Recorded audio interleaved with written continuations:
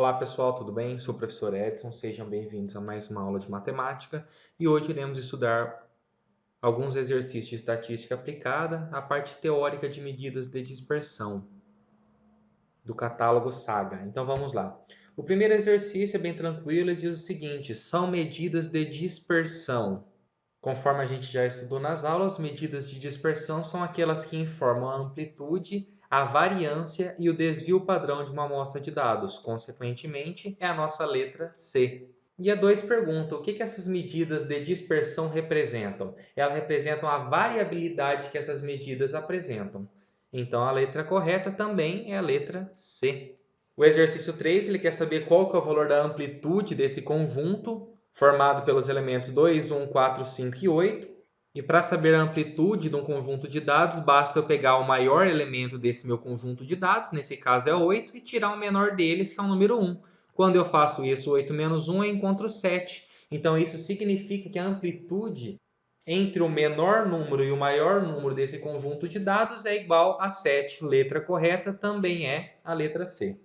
Aí, como estava muito fácil, vamos fazer agora um de cálculo, né? Que nós temos que descobrir qual que é o desvio padrão dessa amostra de dados. Para calcular o desvio padrão, a primeira coisa que a gente tem que encontrar é a nossa variância, porque nós sabemos que o desvio padrão ele é obtido por meio da raiz quadrada da variância. E para encontrar a variância, o primeiro passo é determinar a média desse conjunto de dados. Então, resolvendo a média desse conjunto de dados, eu vou escrever aqui, ó, que a minha média ela será igual. Eu tenho que somar todos esses valores, 1 mais 3, mais 4, mais 5, mais 1, mais 3. E dividir pela quantidade de termos, que eu tenho 1, 2, 3, 4, 5, 6, 7. Então, eu somo todos esses números e eu divido eles por 7. Fazendo isso, eu encontrarei que a minha média será igual 1 mais 1, 2, com 3, 5, com 4, 9, com 5, 14, com 1, 15, com 3, 18. Então, será igual a 18 dividido por 7. Quando a gente faz essa divisão de 18 dividido por 7, nós encontramos aproximadamente 2,57 como resposta. Então, a média desses números é igual a 2,57. Agora, nós temos que calcular a nossa variância. E como que nós encontramos a nossa variância? A nossa variância a gente tem que pegar e sempre fazer a diferença de cada uma dessas medidas com o valor da minha média, esse resultado elevar ao quadrado e dividir pelo conjunto de dados dessa minha amostra, ok? Então, olha só o que eu farei aqui. O primeiro número que eu tenho é o número 1. Só que quantos número 1 eu tenho? Eu tenho 1, 2, 3. Então, para ficar mais fácil, eu vou pôr aqui, ó, o meu primeiro algarismo ali, que é o 1, menos o valor da média, que é de 2,57, e esse resultado eu tenho que elevar ao quadrado. Mas eu não tenho 3 vezes esse número 1, então ao invés de escrever isso 3 vezes, eu vou só multiplicar aqui fora por 3, certo?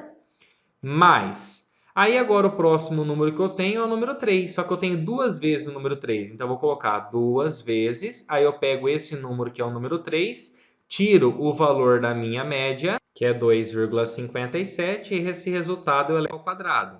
Mais, agora o próximo número é o número 4, só tenho 1, então será o 4 menos 2,57, esse resultado ao quadrado, mais o último número que é o número 5, então 5 menos a minha média, que é de 2,57 ao quadrado.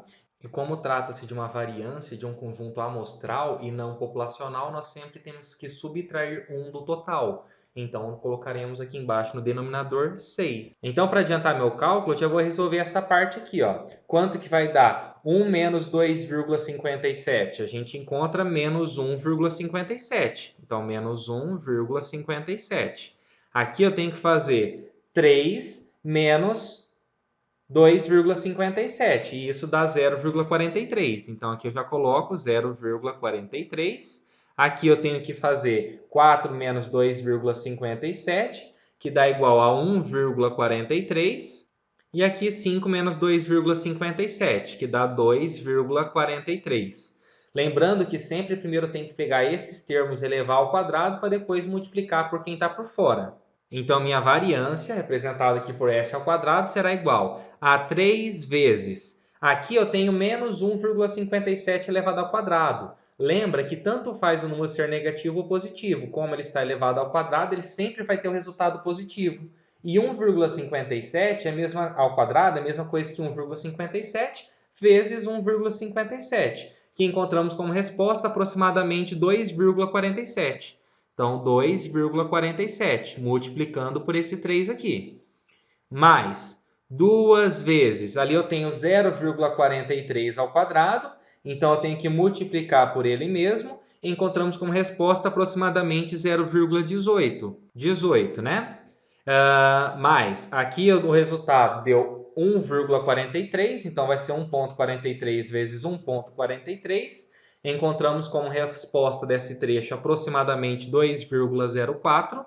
Então, 2,04, mais o último ali que é 2,43. Então, 2,43 vezes ele mesmo, encontramos como resposta aproximadamente 5,9, dividido por 6. Então, a minha variância, meu S², ele será igual. Aqui eu já vou adiantar o cálculo, né? Eu tenho 2,47 vezes 3, que dá 7,41, aqui nesse meu trechinho. Aqui eu tenho 2 vezes 0,18, que dá 0,36. E somando todos esses valores, 7,41 com 0,36 com 2,04 com 5,9, nós encontramos 15,71. Então, aqui nós temos 15,71. Quando a gente faz essa divisão, nós encontramos que o valor da nossa variância vai ser igual a 2,61. Então, esse resultado que nós encontramos aqui é o valor da nossa variância, ok? E nós sabemos que o desvio padrão ele é igual à raiz quadrada da variância. Então, nosso desvio padrão será igual à raiz quadrada de 2,61. Então, nosso desvio padrão ele será igual a 1,61. Então, nossa alternativa correta é a letra E. E assim finalizamos este exercício 4. E por fim, temos este exercício que pergunta: em que atividades meteorológicas são aplicadas as medidas de dispersão? Elas são aplicadas na estimativa de incerteza de medição, estudos de confiabilidade meteorológica e no controle estatístico do processo. Então, a alternativa correta é a nossa letra C. E no desafio fala: imagine que você trabalha em uma empresa metalmecânica e seu supervisor solicitou que fosse feito um estudo de repetibilidade de medições. Você mediu a mesma peça no mesmo ambiente com o mesmo instrumento 5 vezes e seus resultados foram esses aqui. Sabendo que a dispersão nesse caso é um dado importante, calcule a amplitude, que nós já vimos como aqui nesses exercícios, né? O desvio padrão, que também já vimos como faz o cálculo aqui, e explique qual dos dois resultados você usaria e justifique a utilização desses resultados. Então, vou deixar aqui a resposta final para vocês. Aqui tem o valor da média, o valor da amplitude do desvio padrão, para vocês realizarem os cálculos. E como justificativa, pessoal, a ideia é que vocês compreendam que o desvio padrão é o resultado mais consistente, porque ele leva em consideração todos os itens da amostragem, enquanto que a amplitude ela descarta 3 resultados de medição. Então, por esse motivo, é preferível utilizar o desvio padrão para expressar essa dispersão das medições em estudo de repetibilidade, ok? Então, espero que vocês tenham gostado. Um grande abraço e até mais!